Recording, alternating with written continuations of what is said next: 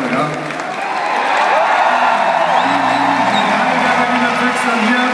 Wir haben Sie als Europameister-Trainer gefeiert. Haben Sie überhaupt schon irgendwie mal eine ruhige Minute gehabt, das alles zu begreifen seit gestern Abend? Ja, eigentlich nicht, aber ich muss ganz ehrlich sagen, danke für Kommen hier und man hat den Kraft für ganze Fans gefühlt. Danke, Leute.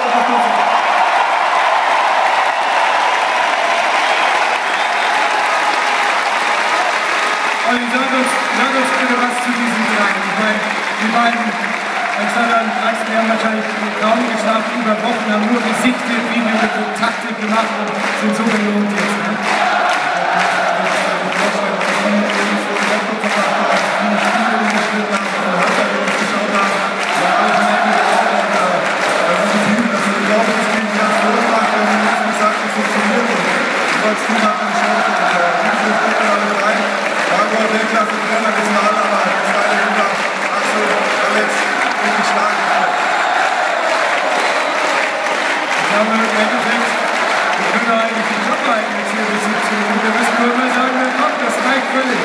Das Trainerteam der deutschen Nationalmannschaft auf der Bühne in Berlin.